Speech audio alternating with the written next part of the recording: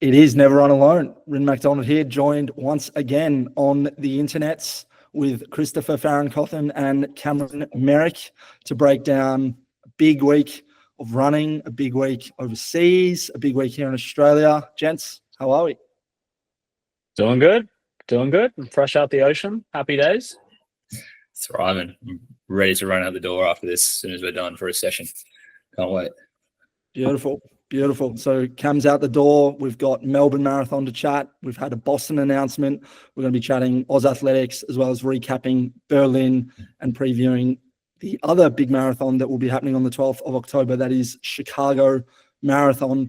Now, normally to kick this off, we go to some questions via Instagram, the warm-up, as we like to call it, but such a big week, I didn't put that out on Instagram. So excuse me, we'll be back next week, and we should be back in person for the pod as well. But we do have one question. I'm going to throw to you, Farrenkothen. What you got for us? From a long-time caller, not first-time question asker, Dave. He sent a message through saying, "One for the pod, Kris. What do you think about races like," I think it was in reference to some small, tiny marathon in Canada that has a massive net downhill and people claiming PBs. Is it an achievement? So is it an achievement, or has the running space become too scrutinized and judgmental? I mean, how big are we talking? As a PB? No, how big is like the net downhill? 250 meters. Okay, pretty solid. Yeah, I mean, it's interesting. You saw Boston this year, which we'll talk about, change their rules around net downhill courses. That was kind of for more extreme ones. I think it was 1,500 feet to 3,000 feet. And that is like 300 meters, 375 meters to what do you call it? I don't know, 750 meters. Like that's a lot of downhill. That's a lot of downhill. Like you just, I don't know. Then they had one for 3,000 to 6,000 feet. I'm like, I don't know where you're finding a 6,000 feet net downhill race, like 1.2K or like 1.5K sort of net downhill. But the one that I think always comes to mind that I know of is California, like CIM, it's called California International Marathon. And that's like a super common one that people will go to try and set Boston qualifier times. Because it is net 112 down, net 105 maybe downhill, which is quite a lot. But yeah, I think as long as you're not like taking the piss, like it's relatively fine. I don't know. What are your thoughts? Yeah, I'd say similar, but to answer the last part of that question, I definitely think the running space is very judgmental. More and more. And like we're probably part of that in a way. Let's be honest. But I think, whether it's running a track 5K PB and measuring the watch distance, or, doing something like this and claiming the marathon PB, I think let people run. But then also on the other end, don't be a muppet about it and, take the piss. If you've run a PB and it's a net downhill, I'd be claiming it with that caveat of like, I ran at this course or at CIM. Totally. Because on the same token, like if your PB is on an absolutely cooked course, then you'd probably be claiming that as well. And rightfully so. Yeah. I think a marathon PB on Sydney, as you have, is a big claim. Yeah. I mean, look, to be honest, all of this net gain downhill, like it's never really been something that's bothered me. You guys probably laugh at it. I mean, and I think it's probably the same with you boys, but I agree. We're missing our resident Strava police, Ella. Definitely. I mean, I don't care, but at the end of the day, like I love some Strava police work, if I'm completely honest. But I just think, look, Boston is 140 net downhill. So if the oldest major is 140 meters net downhill, then like who are we to like That's what I mean. Within reason, I think they're right to be like, if you're 400 meters downhill across the whole course and it's 10 meters down every K, let's not like, lie about that. But if it's like a net downhill, but you've got hills in there, like Boston or like Sydney, I mean, you're exactly. going to pay the price for those. Yeah. Like it'll get its change back on your investment in the hills. Like, But Boston, like, and we're obviously about to come on to talk about Boston, and we might as well sort of segue well into it. But it's a big incline at the end, right? Or at least, yeah, it's from like mile 16 is the like death hills. You just climb for ages, and like from what I've heard, it's pretty brutal. And so you can say it's 140 net downhill, but at the end of the day, it's still 20 or 26 miles, 42 Ks, and it's going to be tough. So arguably that downhill that you're getting cooks your legs. So yeah, it starts like with just bombing it down the hill. But anyway, yeah, I just think as long as it's within, I think the buffer that Boston has is probably smart and is the right sort of margin to have. Because otherwise people will just find take the piss. Like, they will take the piss. But yeah, in terms of claiming it and like claiming whatever, still run a marathon. Like, true. I don't know, go run it faster than if you're so pissed off about it. Like, run Sydney. Yeah, it's not gonna like, if someone was like, I don't know, had beaten my time by a minute on a net downhill course, it's like, all right, cool, like, well done. Like, I don't know, like, you know that it's net downhill, I know that it's net downhill. Like, let's just acknowledge that they're not the same race. But the same thing goes for like, if someone says a time in Sydney and I said it at Gold Coast, like the conditions are always different, but like, you just got to acknowledge that. So yeah, I think within reason. There's a reason certain courses aren't world record like eligible. Like Boston's not a record eligible course. So like, oh wow, yeah. It's not because of its downhill. I don't think it's point to point. It has to be within like 50% of the distance of the start line, I think, and it's interesting. Not. And it also, here we are. Funny little. Shall not exceed an average of 1 in 1,000, like 1 meter per 1,000 net downhill. Like actually pretty flat. Yeah. But yes, Boston. Is not allowed. So like I think Conor Mance broke the American record at. Sorry, he broke the actual American record is set at Boston, I believe, which I was going to talk about later in the Chicago point. But it's not the official record. Right. It's like 30 seconds faster than the official record, which Conor Mance has broken.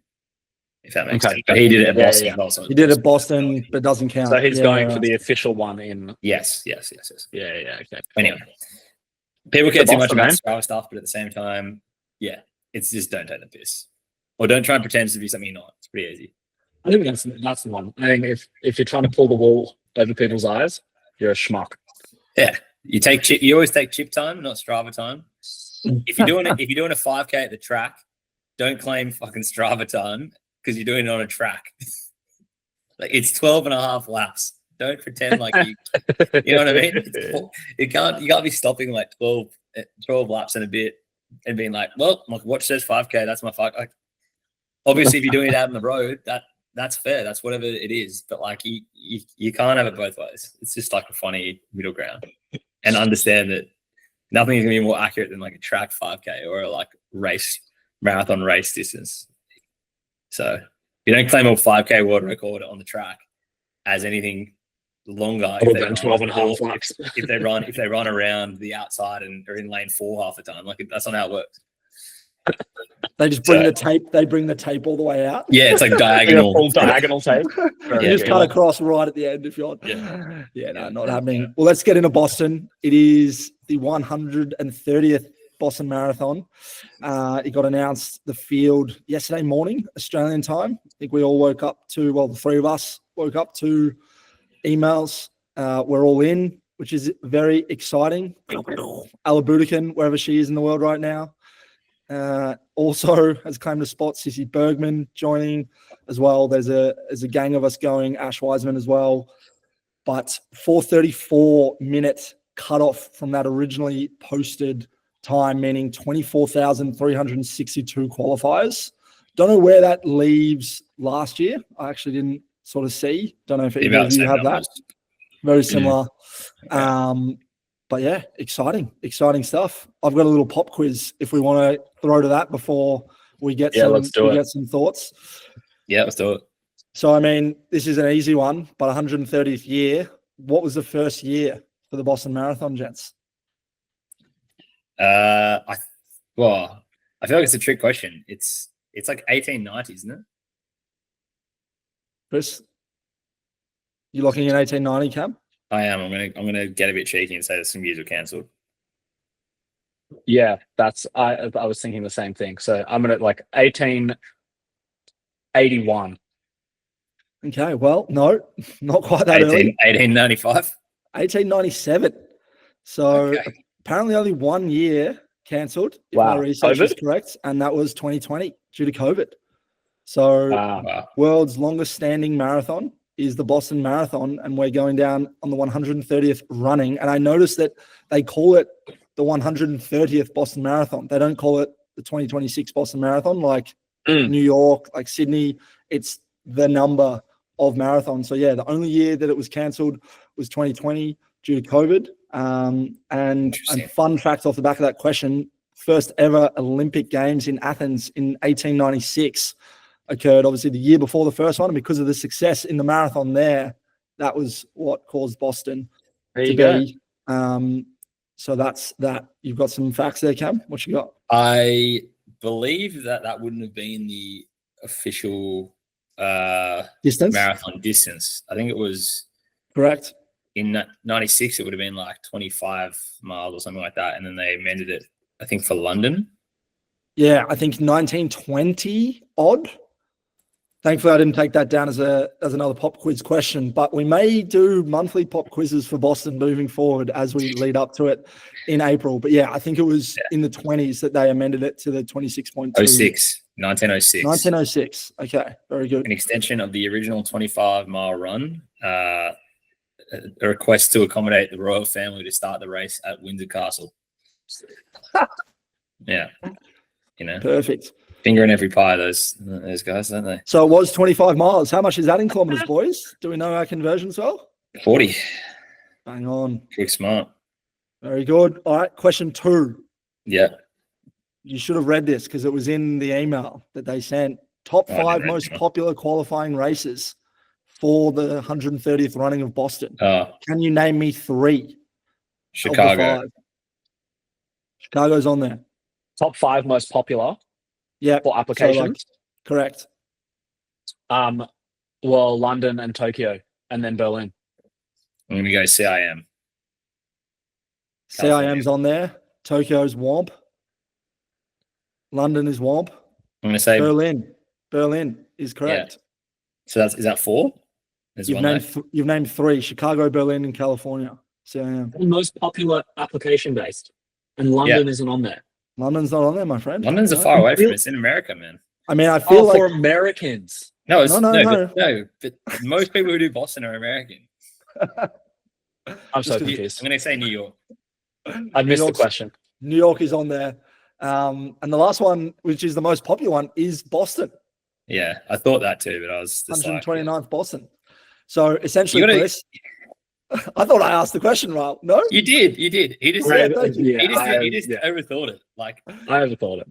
The top 5 most popular qualifying races, I'll read them in order. 129 qualifying races. Okay. Yeah, I definitely was glazed over the first part of the question. It's Boston with 2,981, Chicago 1,800, Berlin 1,100. These are rough numbers. New York 830 and California 675. So Chris, you were one of the New Yorkers. I took my sending time. You're welcome. Smart. Shout out Gold Coast. Gold Coast. I wonder how many Gold Coast entrants are there, but that's cool. 3. Yeah, probably not many. Maybe we can find out. And question number 3 of the pop quiz for all of you listening at home as well. What was the name of the second ever male winner of the Boston Marathon? He won it in 1898. I think I've heard this. Sir Boston Maradona. Distant relatives to. I haven't even got a guess for you. Well, you could go initials, but that's fine. I don't imagine you to know it. His name is Ronald J. MacDonald. That's right. I did see this. I sent this in the group chat. I think I sent it in the group chat. I was doing a bit of research on Boston a couple of months ago. That's awesome. Ronald J. MacDonald, second ever winner. He's a Canadian with a 242. Beast. So, Wow. beast. I mean, I don't know if I would have got him in the last, if he had 1 kilometer, 1.2 Ks, because he technically, or 2.2, he technically only ran 40. But there you go. Would have sit on him and then kicked, wouldn't you? Would have kicked. RJ Mack coming in with the second ever win. Imagine if I win, guys, the 130th running. Crazy. It's definitely possible. Stranger things have happened. I'm going to race it, so you never know. Anyway, I hope you all enjoyed the pop quiz. I'm pumped. A lot of content coming up online. People spewing that they've missed it by 1 second, by 4 seconds. We're all in. What are the thoughts? I'll go to you first, Kris. How you feeling? I'm feeling good. I think it's I think all of us assumed we would get in, but it's nice to, get the actual confirmation. And I think that it's the fire in my belly I need to get my ankle right. And now there's a date, there's a peg in the ground. Must be good by. Seriously. So, fired up. Going to be fun. It'll be hopefully you're good. Hopefully you're good a well bit before April. Well before that. Yeah. First long run back is Boston. That'd be big. Good way to debut Strava again. Yeah, re-debut. Break the seal. Return. Get the little Kris is back, and it's just a Boston marathon. Just a sub 3 Boston. Yeah, shadow operator. That'd be wild. So it'll be good. It's going to be it's looking like it'll be a full family trip, which will be pretty fun. It'll be nice to have the fam over there for the finish line and hear some screams. But it'll be good. I'm excited. Lovely. So does that confirm you're not going to be in the share house with us if the family are all coming? I will not be in the share house. You've been voted out. That's a saliva noise. Yeah. Snuff the torch. Snuff that torch. Well, Merrick, you and me might be bed buddies. By the sound of it, we won't be pacing. Nice. I dare say you won't be pacing me out there. So the most I'll get to see. I won't be pacing you. I don't night. think. Unfortunately, that is. I think I've done Who my you reckon, service. Cam? You reckon top 5 Aussies? I'd want to be top 5 Aussies. Yeah, I think. That'd be I think sick. last year was Pat Tin and obviously crushed the elite field. He was like 208. Yeah. But I think the second was he's going to get a second name drop. James Nipperes, Sydney runner. He I think ran a 217. There you go, mate. Within reason. You're in the money. Yeah. Yeah, I'd like to think that with a fat build, we could start getting into some nice scary times. Yeah, but it'll depend on how we go after Melbourne and getting this ankle Achilles situation correct. But yeah, I mean it's still 5 months out. Pretty solid. 7 months. 7 months out. Jeez. Just under 7 months. Yeah. So ages to get set. And then pretty much do that, and then I don't know. See, I was browsing the Valencia results from last year, and seeing similarly what the Aussies were, and it was Andy obviously with a 206, and then I don't know if you've seen Alex Harvey 215, and then 220. So all right, top 3 could be fun. Might do New York. We'll see. But yeah, Boston would love to get. I don't know how I can do it, if I can do it, but because I'm not quite qualified yet. But if I run fast enough, whether I can then apply for like the sub elite field at Boston. I think I need sub 219 for that. So it'll be touch and go anyway. But we'll see. That'd be pretty sick to be in the sub elite field. Otherwise, I'd just be probably just running with one day. You can start next to me and Kris, and then we'll see you like 20 minutes later. Yeah. So anyway, that's all. But yeah, no, I'm excited. Kind of haven't really thought that much about it. Obviously, was yeah. Hasn't thought Honestly. much. Has already booked accommodation. I haven't thought much about the race. Sorry, I've thought about the logistics because I don't like being with the situation where the logistics are cooked at the end. I'm very let's get it organized quick. So I have already got a lot of logistics sorted, but more so in terms of I haven't thought about racing it, especially given I've got Melbourne in 2 weeks. That's kind of been where my mind is at, and then kind of assess post that. And again, I also kind of, unless I screwed up application for it, I was pretty confident I was going to get in. So yeah, it wasn't really a concern for me, luckily. But yeah, I'm just excited for it. I'm keen for having that as sort of something to work towards, look forward to next year.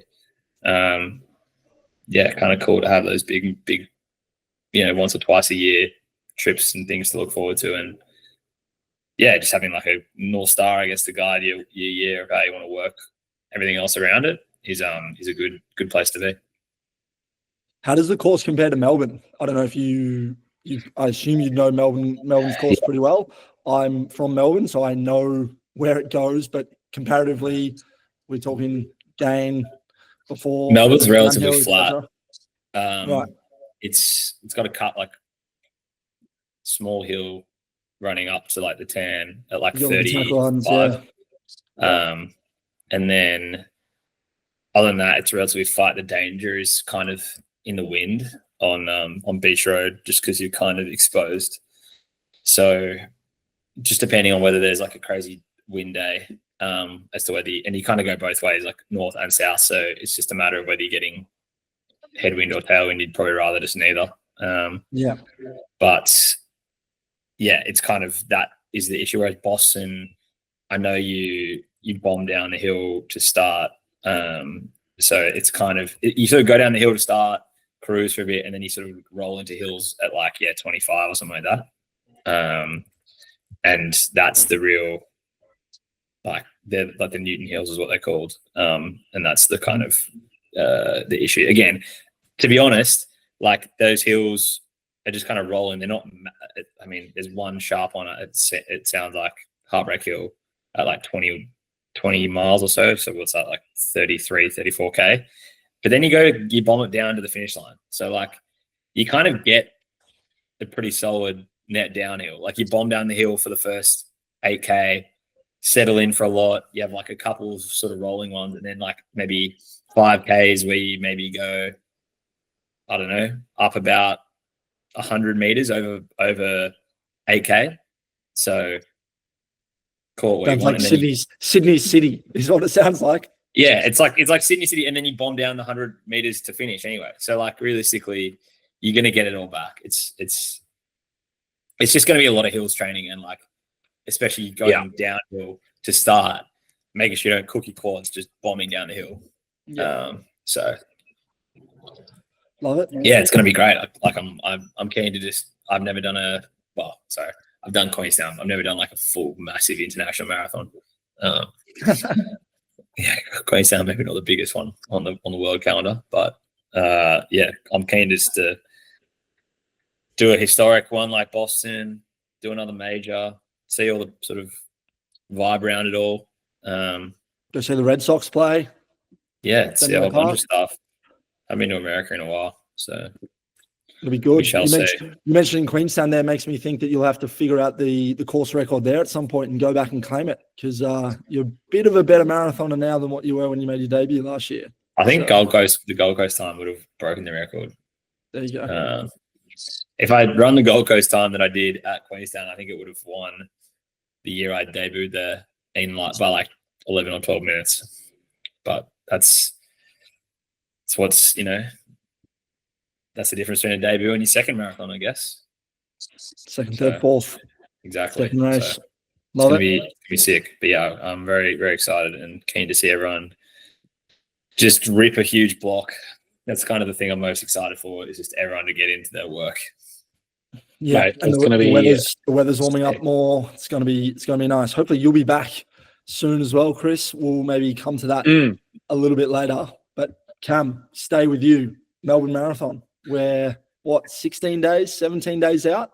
Yeah, 17 days. Crazy. You are doing all sorts to get the body right, to get tip-top shape, but we're in the last week before your 2-week taper. Yeah. Talk us through. Yeah, obviously been nursing bits and pieces, like obviously off Gold Coast had about a week of like low mileage, and then pretty much into a 12-week build with Sydney in the middle there, which was a solid effort, and that kind of threw my body around. I've kind of just been nursing this post-tib, Achilles, ankle sort of stuff that has just been persistent for probably 2 months plus, and it's just a matter of managing it, getting through it. Taking easy sessions on the bike if I have to reduce some impact. Lots of physio, lots of sauna, lots of massage, all that sort of stuff, just to try to get right. The fitness I feel is pretty strong. I definitely feel fit. Got a big marathon pace workout on Sunday, which is going to be probably the last big test. Got a couple What sessions. Are we talking? I've got 38 with 4 times 6K at Merrick pace. So it's 8K warm up, 6K on, 1K off times 4, and then like 2K cool down. So yeah, 24K of marathon pace effort, which is obviously a lot. So pretty much like a full race sim. So do that. I've got a couple sessions next week, like 2 speed sessions, and then like a tempo run, which will also be at Merrick pace, like 45 minutes at Merrick pace the Saturday before the race. A long run next week, and then really dial back the week of the marathon. Fly down on the Wednesday, have a couple of days down there, sort of get settled, and then shake out Saturday. Like I think I got Friday off, shake out Saturday, throw down. Just trying to make sure I get the body right. Couple of days will be good for that. And then just back the fitness in and just see if the body can hang on.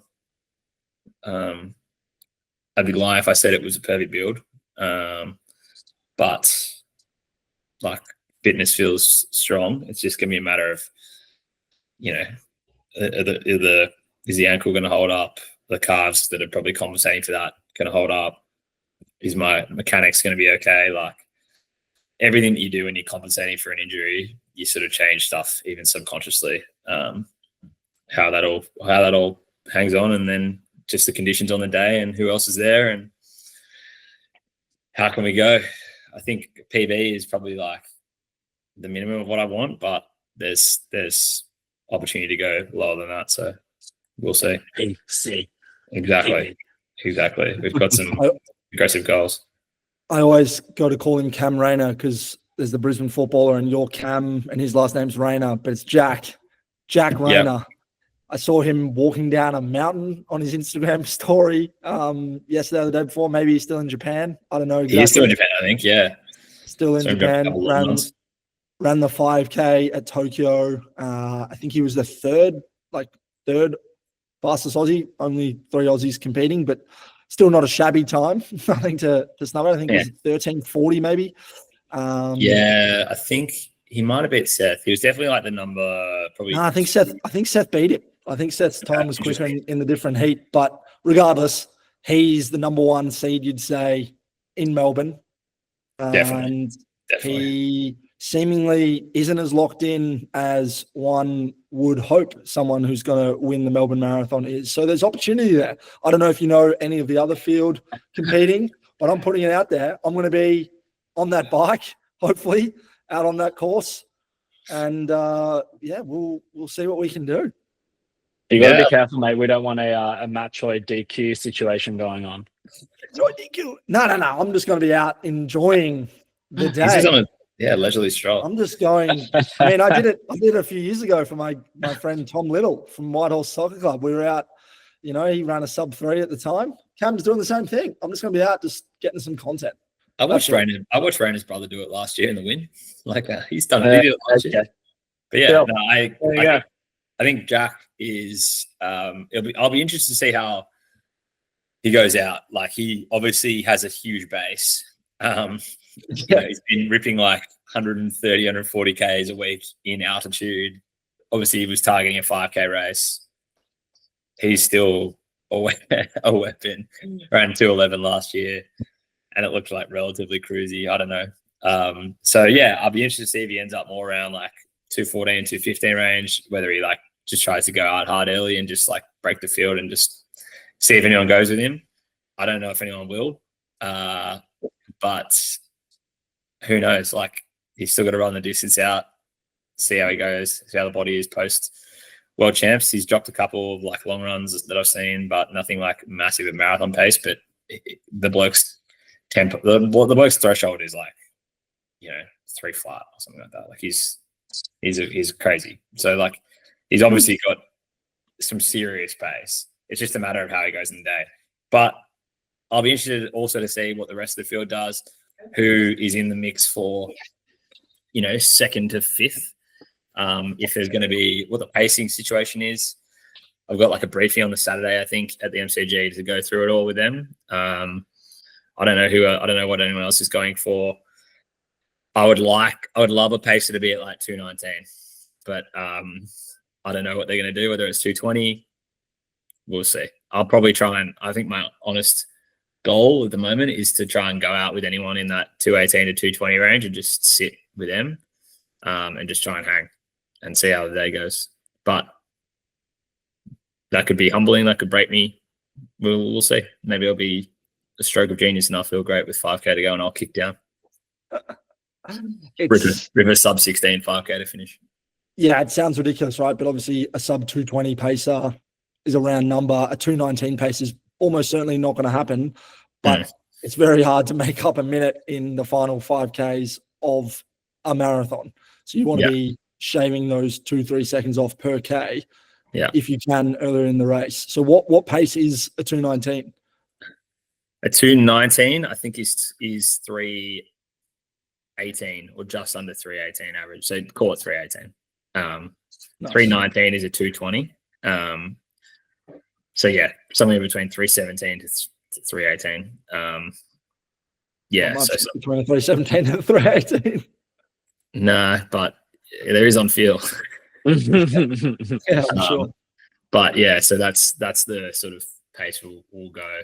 I definitely. I mean, I'm going to run tonight and probably do some 3x3 at something like 3:10, hopefully, and see how that feels as like a threshold session. It's a bit faster than mara pace, but yeah, I mean, on the weekend, it'll be interesting to try and ideally sit around that 3:17 to 3:18 range on this big session and see how we can.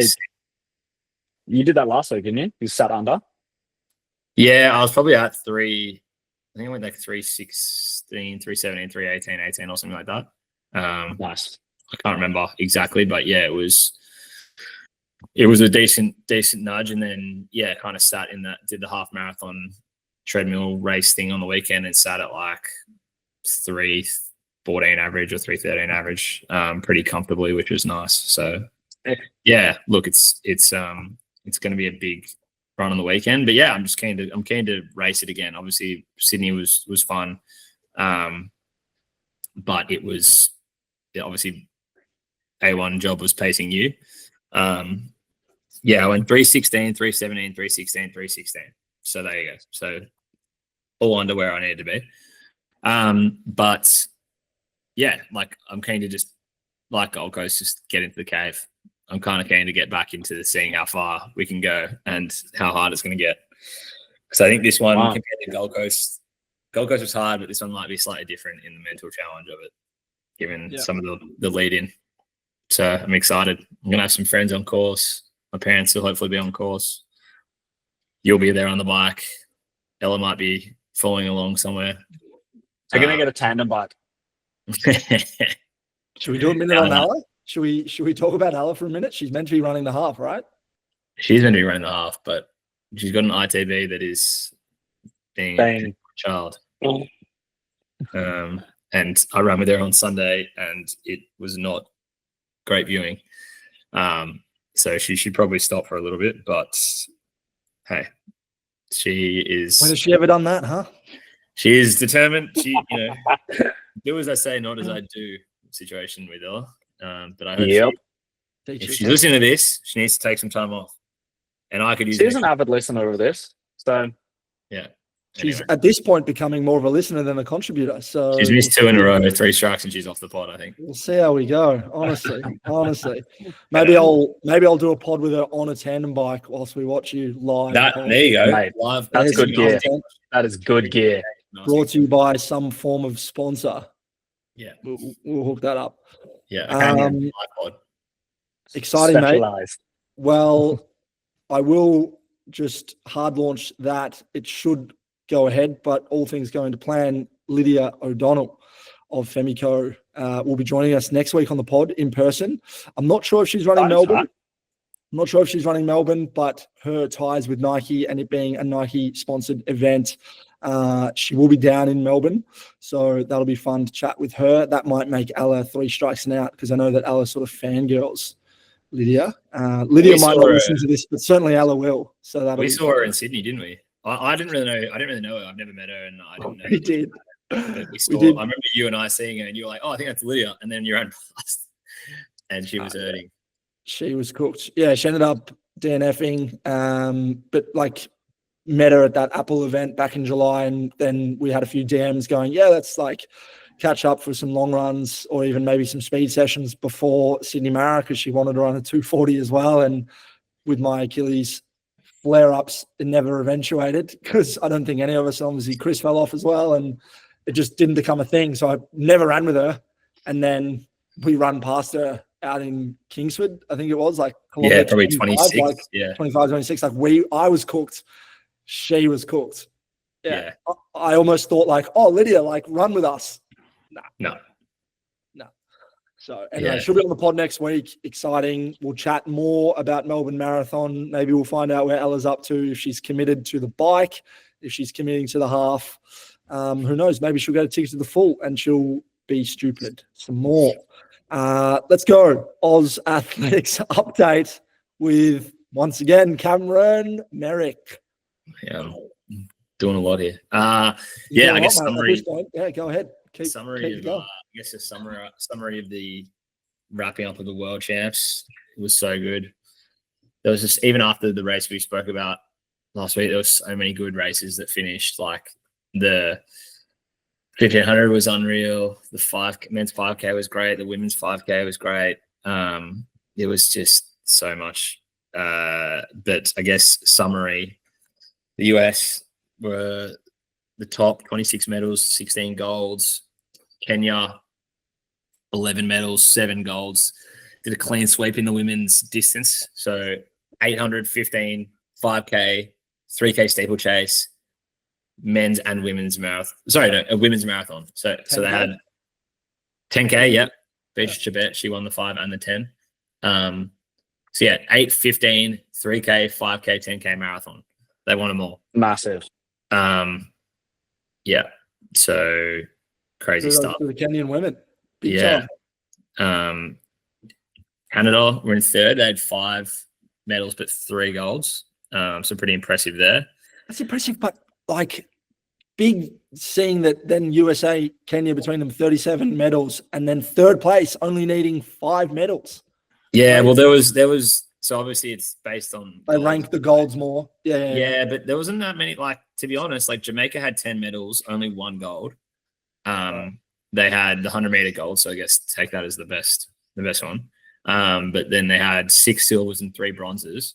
But other than that, it's like 7 medals for Italy, and then like a lot of like 6s, 5s. Then you're into like 4, 3, like all that sort of stuff. It's like not.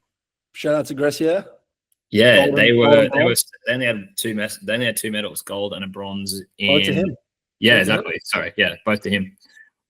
So yeah, I think there was all that, which is unreal. So I guess shout out to Aussies, Nicola Olaslagas in the high jump, huge, 2 meters. She was coming in as the Olympic silver medalist, had just won the Diamond League, so was in good form, and yeah, in what was quite a difficult conditions. It was raining. Was pretty much perfect, I think, up until like 195, which is obviously always where it makes the difference on a count back at the top. So nailed it. Eleanor Patterson, who was bronze in the Olympics, I think she was like 5th. But yeah, she was our only gold of the of the games. Curtis Marshall, who we spoke about last week in the pole vault. Mackenzie Little in the women's javelin got a bronze, and then Jess Hull, bronze in the 1500. So there's that. And then probably one of our best performances, like relative wise, was Kai Robinson in the 5K. So obviously we're talking about the 5K last week. We spoke about Seth and Jack, and we didn't. When I listened back, I didn't recall Robinson off the top of my head, but we got him in the end. But he'd been crushing in sort of a lot of the US season. He was training over in Colorado, I think, with the On guys. Him and a few of the others who I think George Beamish, he's also with that sort of crew or trained with On. Anyway, just put in one of the best Oz runs in a while in the 5K, and was just like unreal. Looked so strong, closing well at the end. Was unbelievable as well. It was just crazy. Like Cole Hocker obviously won that. Unfortunately got disqualified in the 1500. Would have been interesting to see how he went in that final, because that was another crazy event. But yeah, it was the fastest time by an Aussie at the World Champs in the 5K, and the second highest finish other than Craig Mottram in 2005, where he had a bronze medal. So yeah, it was just unreal. I mean, we spoke about last week how good the championships were, and I think, you know, more eyes on athletics is great. And I think hopefully the next one we can have a bit more Aussie success. But there was good showings across a lot of areas from people. So yeah, kind of keen to see how, you know, the next season builds, what sort of support they can get the next time there's like the Aussie season around, get some people out to the track. So yeah, it'll be unreal. Love it. Yeah. Love it. What was your highlight from the event, Kris? Anything come to mind? I think the 4x400 final was unbelievable. Is the men? Yeah, the men. I think for it was the final night, and the skies just absolutely opened. Like the rain was horrific, and so like you've got half the track covered in puddles, and then like going into the final lap, I think Botswana were in maybe fourth on the changeover. Yeah, maybe America was so far in front and looked like they were going to really take it. But I mean, Botswana had previously picked up the 400-meter gold, and then a couple. Like I think they had some really high placing individuals across the 400 and 800. So they just got an incredible team. And this guy, I think the guy who anchored was the gold medalist. Yeah, he was. And he just stormed home, like chopped the. So South Africa was sitting in second. Got up to them, and then it was like South Africa and Botswana caught the US, and the US ended up coming second with like photo finish to South Africa, but Botswana took the lead, and it was so exciting. It was so sick. And I think for like a tiny nation like that, unbelievable showing. Yeah. Well, I think I remember saying, I think I said in the heats that they're going to be really, like their 400 was going to be strong, because I saw that guy win the heats, and I could try and give his name and pronunciation. It's Kebinat Shippy. Kebinat Shippy. And he's super skinny. He's a lean dude. But dude, did you see the backsides on all those guys? Man, they are caked up. It's like a hybrid of both of you. They've also got Tobago. So they had Tobago, who's the 200 gold medalist in the Olympics, going to, I think, coming fourth in the race this time. But yeah, they had like, I think, another semi-finalist in the 400 and like maybe another finalist in the 400. So yeah, they were just huge. And yeah, chased down, I think it was Rai Benjamin, who won 400 hurdles. So no slouch in the last leg, and just mowed him down really kicked with like 100 to go and caught him. So yeah, it's just a crazy event. So it was unreal. What was your favorite event, Rinus?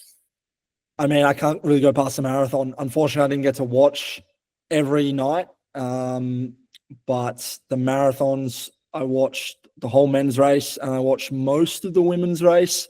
I think the women's finish was pretty crazy, especially that Uruguayan coming third. I know we mentioned her last week, but just like that image, I remember getting goosebumps watching, of just like her sheer disbelief. But then the men getting a photo finish, like, you're never going to see that again. So, and if we do, wow. Do you reckon if there was a photo finish at any of these majors that they've got the tech to like, they do have the tech on the finish line for those? Yeah. I would say they would.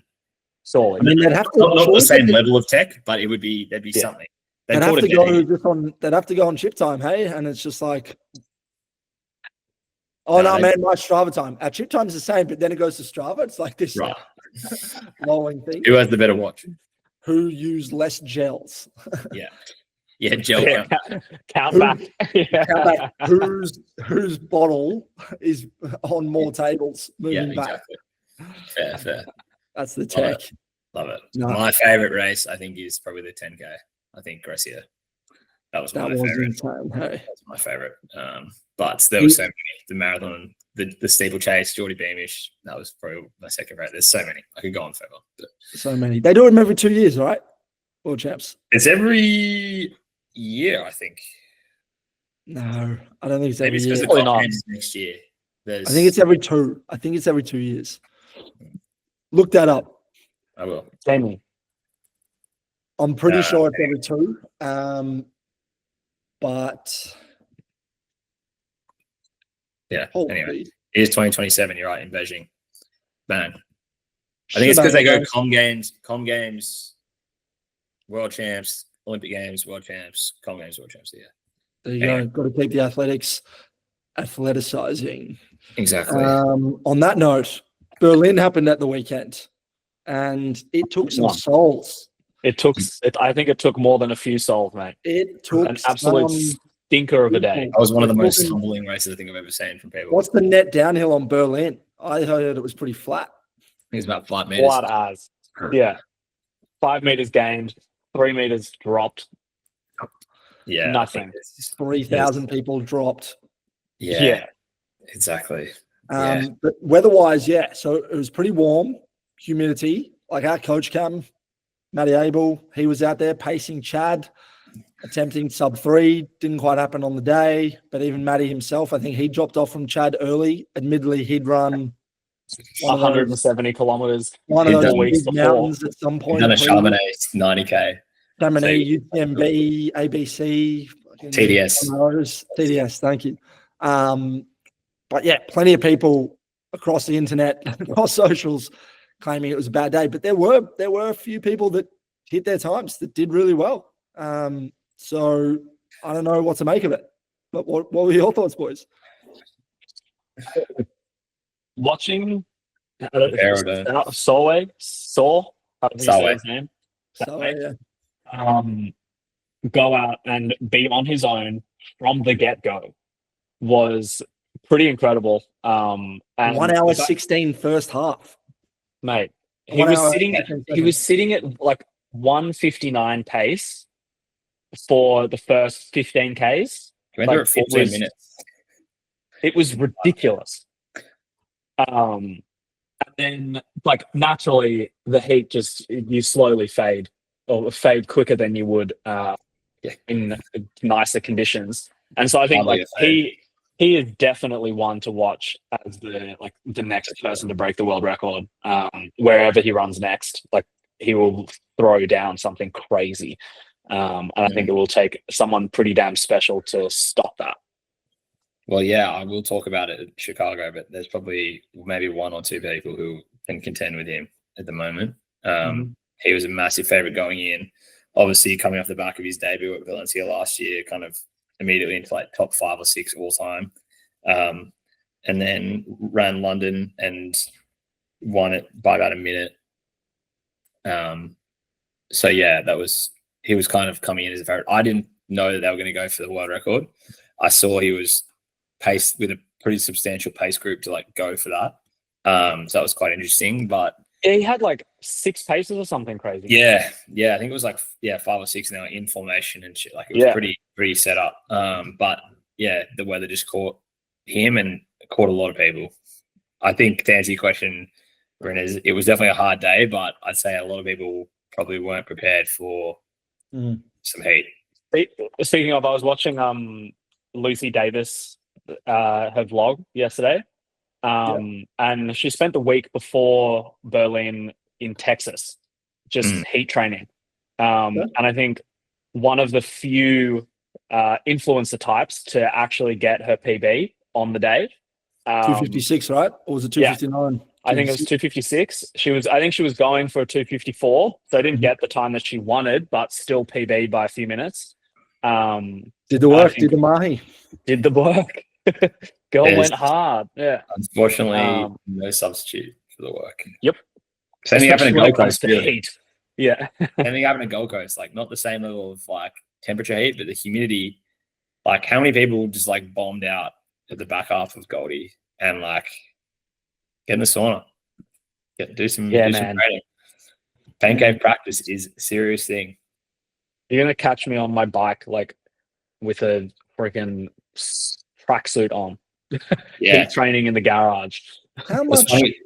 So you go, Cam. I was gonna say it was funny watching that a week after the men's marathon and women's marathon at the World Champs, which was like 10 degrees warmer than that, and like actually like humbling. Like that was truly like humbling. Like horrific. You know, that was elites getting humbled, not just the average influencer wanting a sub 3 running at 320. Yeah, it's brutal. I mean, I sit here and think, I don't know what Boston's weather is like in April. I imagine, mid-year is the US summer, so it'll be coming into those warmer months. Maybe it's the start of spring. Yeah. But knowing that, like, heat training can't be bad for you, right? So, like, running, obviously not everyone can. Great, Lucy Davis is able to travel to Texas where it's hot and do that. But, okay, maybe people in Australia aren't able to. Australia's a pretty warm place, though. But there's plenty of places around the world where, you're going out and doing a run, but you can sit in a sauna. And like you've mentioned before on the pod, and not that we're advocating for this as health advice, but it's like if you're sitting in a sauna and 10 minutes is where it starts to get hot for you, how long can you push it? And again, not health advice. Don't pass out in a sauna, anyone listening to this. But, like, that's the hard moments where you're on a course. Practice. And exactly, it's practice. You mentioned it there. The guys, the elites in Tokyo, they were grabbing sponges and dousing themselves in ice packs and tucking them in behind their singlets. Like, I run not just for the looks with my long hair bouncing, but I dump a cup of cold water on my hair, because if your head is the first thing to go, which it normally is, because that's what gets hottest quickest. If that goes, you're gone. So stay cool out when you're marathon running, or, simulate that even when you're training. But it just goes to show, like, okay, if, we're coming out of, winter now, very much out of winter now in Australia, but don't back out of your training runs when the weather is bad, whether it's too cold or when it gets seemingly too hot. I would argue that Australia is quite possibly the best place to train for, like, literally all the majors, because when they're on, other than, I guess, maybe Berlin now, as it's like your training block would have been in the winter.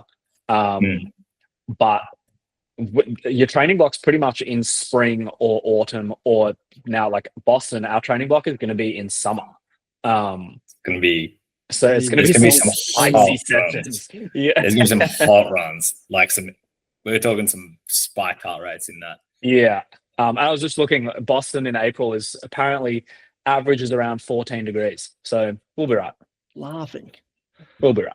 I'm hoping Melbourne's like that. I had a look today at the Melbourne forecast for 2 weeks out. The 21 day. The 21 day was a bit touch and go, but 14 days out, the Thursday next week, 2 weeks from now, it was like 7 in the morning, 14 or 16 high, partly cloudy, really low humidity. And I was like, if that is the same as the race day, the only way Melbourne would ever be hot at that time in the morning is like bang in the middle of summer. And it will never be. It'll probably be hot maybe by 9, but you'll be almost done by you're done, mate. What time is the gun? I think it's 6:30. Yeah, there you go. You'll be done. It's early. But it was more the humidity and wind. Yeah. It'll be windy. Just bank on it being windy. Oh yeah. Look, as long as it doesn't change when I turn and it's headwind both ways, I'll take some tailwind. You might have a cyclist in. No, you won't. Never mind. Yeah. I'll just draft in front of someone, surely. I need the TV car. Nice. Big shout out to Harry Styles, who ran Berlin. Mate, king of the even split. He might have been trying to run a sub 245 though, and bonked and just managed to scrape in under 3. I've never seen so much world media just like jump on something like it's just genuinely. And I'm like, great story, but like, fuck me, I don't know to say like, oh my god, Harry Styles ran a like. It's talk to us about it, Cam. We're doing it on the pod now. He wanted to run under an anonymous name, and it somehow got out. I mean, obviously he's running. There would have been a number on his chest. Can we pause on his name as well? Because his name that he ran under is one letter different to the CEO of Netflix. Like, it's the most random alias that he's chosen. Just taking the piss, I think. I don't know how that gets how that works, because like I don't know. Clearly you have someone to go at through. Abbott has to approve it. Absolutely. I mean, it's Harry Styles, guys. Like it is. Like the amount of the amount of like celebrities and stuff that would run New York would have the same thing happen to them. Like they would be running under aliases and things like that. Just to not get. Is it going to change it that much? I don't. Probably no. It's probably like a tracking thing. Like if you can say, oh, Harry's coming up to 20 Ks. Let's go meet him. You know, like storm the course. Yeah. But maybe Abbott do it themselves. Maybe they just auto generate the name. Yeah. Like his tracking thing required a code to see his splits. Yeah. Anyone can do that apparently, but it's interesting. Anyway, impressive. But yeah, I think like power to him. Like the guy is clearly a bit of a dog, running in a black long sleeve t-shirt on the hottest Berlin in a while. And paced perfectly. A 129 first half, and then a 130 second half. Like pretty much bang on even splits. Get him on the pod. I mentioned it a few weeks ago that they should have watermelon at the finish line, but I'm sure Harry would agree. Watermelon sugar. There you go. Bye. Thanks for coming, everyone. Thank you for coming. And that's the pod. Nice. Chicago's mild. We will jump into Chicago. Chicago is on the same day as Melbourne Marathon. I think Melbourne kicks off 6:30 a.m. later that night. Chicago, 12th of October. It's going to be nice. A major, one of the 7 majors of the world. Talk to us, Mr. Merrick. Arguably that and Berlin are the 2 fastest usually. Right. But yeah, like you said, it's the night of Melbourne Marathon. I think I might be a few beers deep by the time I'm watching it. But I do plan on attempting to watch it. What a great way up. Yeah. And just I'll critique everyone's race plan from the comfort of my couch as I've just run a marathon. And maybe battled, maybe blown up, maybe crushed it. Who knows? I'll still give them my 2 cents. Might have won. If you've won it, you will not shut up. Yeah. We'll live stream that, everyone. Mate, if I go top 5, you won't hear the end of it. Let alone podium or first. If I had first, I might retire. Go to the top. But yeah, sick field. Like a lot of elites. There's 16 or 17 guys under 208. 16? Did you say 16? Yeah. So John Career, who I said before, he might be going for a world record. He won Chicago last year. He won Boston this year. What's his PB? 202 low. Sick. And he's taking on Kip Limo, who he is the world half marathon world record holder in like 56 something crazy. He debuted at London, came second to Sarway. Yeah. So it'll be interesting to see how he goes. His second race, there's just like a bunch of elites there. It'll be quite interesting to see how they go about pacing, how hard they go out, all that sort of stuff. Quite a quick course. If it's good weather, I'll be really interested to see how close they go to the world record. Obviously, that's where Kelvin Kiptum famously ran the world record 2 years ago. So that's going to be just the top end of that is unreal. Connor Mance, for those who watch, Clayton Young vlogs, I think he's got his own series potentially for that coming or something like that. But he's top American by a margin at the moment. He's going for the US record, which I mentioned earlier. He actually broke it at Boston, but I'm sure he's trying to go 204 low, which would be pretty wild. Quick. Yeah, ironically, he was in the mix with career at Boston, ended up getting dropped like in the last K or something like that. But Simbu, who ended up winning that photo finish in the World Champs Marathon, was second at Boston that time. So he was pretty close to that. He was very close to him as well. So I think he'd be in unreal form. So I'm keen to see how he goes, whether he can get into the 204s, set a US record, just what that sort of flows into. There's a couple interesting. Seems like there'll be a good pack for him to hang on to as well.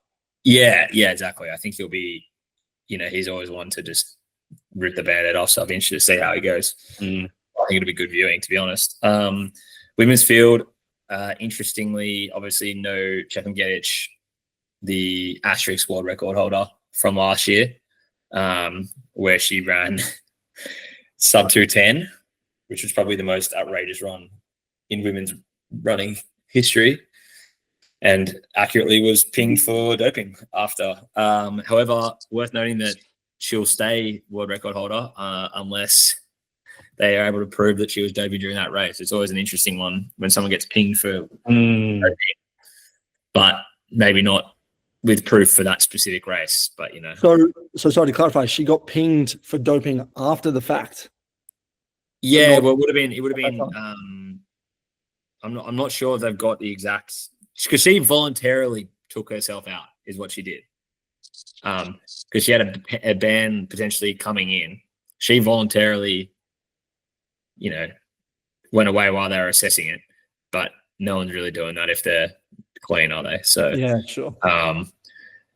Yeah, look, I think everyone at the time was like, that is about as crazy of a run, a bit too good to be true. So that's no surprise, but I don't know how it works with the world record, if I'm honest. So as far as I'm aware, it'll stay there. Some research in the next few weeks and chat about that on the evening. Yeah. Interesting. So she's out. There's 5 women who are under 220, none of which have won a world major before. So someone's going to break through there. It's often a race where someone, kind of has a breakout. It's probably the fastest race in North America. So it's often one where people are peaking there. I think it should be quite an interesting female race compared to last year, where obviously Chepngetich just crushed the field, doping for a world record. But it'll be interesting to see how she goes there. And I thought it was worth noting, interestingly, Federico Rosa, who is like an agent, and has had a lot of, he was Chepngetich's agent, has had some other, athletes that have been caught doping in the past. His only runner he's got there is Kiplimo, who is the half marathon world record holder I was talking about, who's on his second debut. So interestingly, you would assume none of the up and coming runners are like, surprising that Kiplimo is on there, because like you go, dude, you take an agent like that and you now have every time you do something slightly good, everyone's going to go, Yeah. So just interesting, just because like obviously he's probably got other athletes, but only one there. Yeah. So I don't know how the whole world of agents and getting into races stuff works at times. It seems like a very murky world, but yeah. Anyway, should be a good run. It's going to be really interesting to follow. It's major season, so. Lovely. All of this said allegedly for anyone listening who might all want to sue us. It's all speculation and hearsay. And hearsay, says 3 blokes on a pod. Very nice. Well, that'll be exciting viewing. Exciting viewing on the Sunday night, the 12th of October, post Melbourne Mara. Happy days. Anything else on that, gents? No, we'll finish up with Chicago and then go straight into New York, hey? With Sissy. Yep. That will be a big end to the year. Exciting stuff. Why don't we talk a bit about you, Kris? You've had the moon boot off for a bit over a week now. You just said you had an ocean swim. Yeah, have an ocean swim. Well, not an ocean swim, a ocean dip, estuary swim, I guess. I don't know. A body of water swim. Yeah, it was salt water. How's the body coming along? How far are you off from going a 2-minute run, 13-minute walk sort of situation? I'm dreading that. But that is going to be so noisy. Yeah. But body's feeling pretty good. I sat on the bike for an hour on Monday, and legs just felt amazing. Like, I think the time off my feet has just done wonders for just the rest of my body, not like let alone the stress fracture. Like my hips, my knees, everything just feels Everything else is caught up. good. Yeah. And so I think this next, like, I'm able to lift properly now, so I'm back in the gym. And I think, like, I'm just going to get as strong as I can over the next kind of 6 weeks, before I can start running properly, just to make sure that my base is so dialed. And yeah, before I start, pounding that pavement again. Sick. Yeah. So I think, like, I got physio next week, which will be the first time that I can kind of we'll look at potential running on the anti-gravity treadmill. On the moon. And on the moon. Swap the moon boot for the moon. Running, exactly. So that'll be my first kind of attempt at running. And then, yeah, I think maybe 4 weeks after that is when I'll actually start running. So hoping November is the timeline that I've given myself, and seems to be pretty reasonable. But it's been interesting, just like my like legs feeling achy, and what I like, trying not to freak out at that, purely because I haven't been on that foot for a month, like 6 weeks really, and now I'm walking normally, and every kind of ache or pain, I'm like, oh gosh, have I done it again? I was messaging my physio today, and he was just like, dude, you're totally normal to get those aches and pains because your foot is just figuring itself out again. You haven't used those muscles in 6 weeks. Exactly. Yeah, fair. Exactly. So exciting. Very exciting. Lovely stuff, mate. Yeah. I'm looking forward to that first run back, even if it is Boston, the first long run back. But no, I'm sure there'll be plenty before then. Very good. Buy, sell. The final segment of the week. I might go first, gents, because you sort of touched on it there, Kris. And my buy of the week is rest.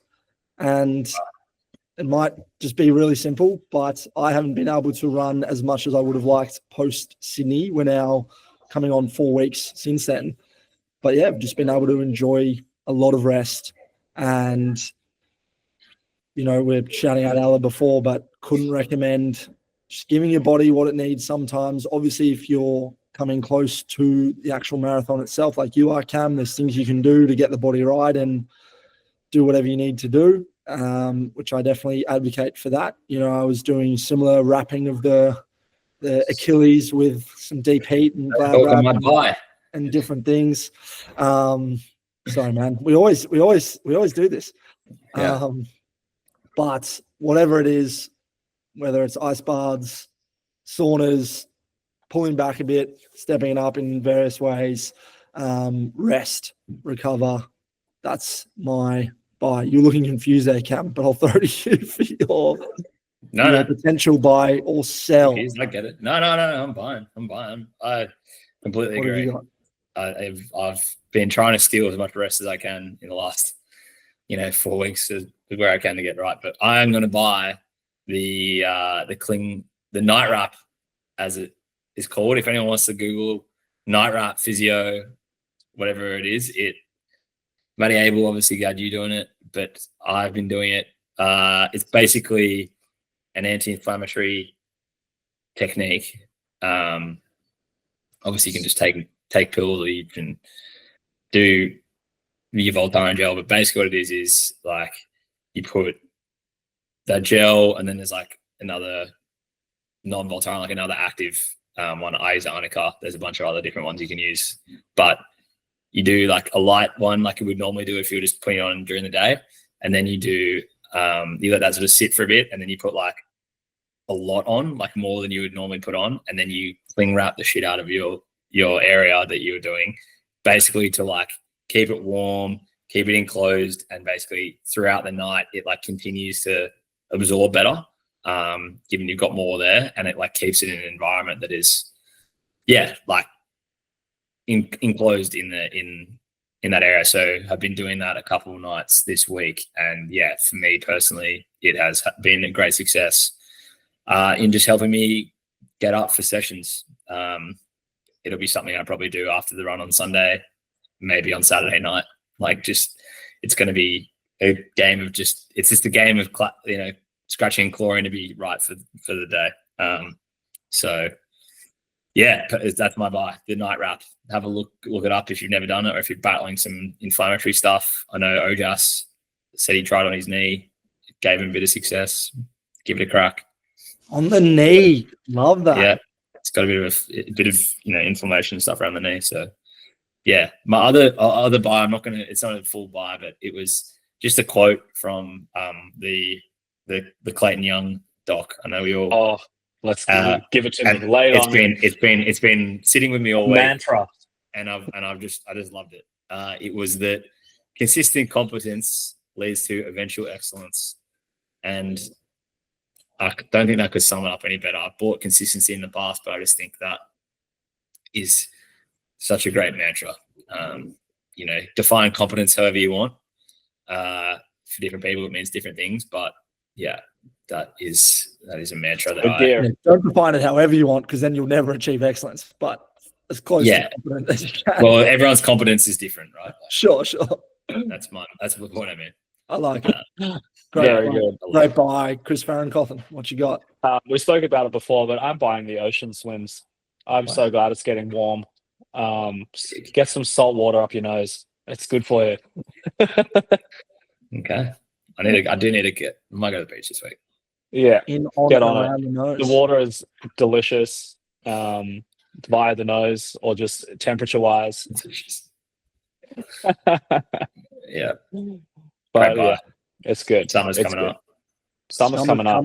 Great way to I can feel it. Run. Yeah. I can't wait for the weekend long run finished at the beach. It'll be nice. It's gonna be good. If only Maggio's was just a stone's throw away, hey? That might be the greatest spot on earth. Well, very good. Very good stuff. That has been, I think, a very long Never Run Alone. Thank you. I've got a session to do it. It's sunsetting. So sunsetting. We'll sunset this pod. Thank you all. Thank you, boys. Thanks everyone for listening. That is Never Run Alone. Come one, come all, come running. I'm running. See you next week.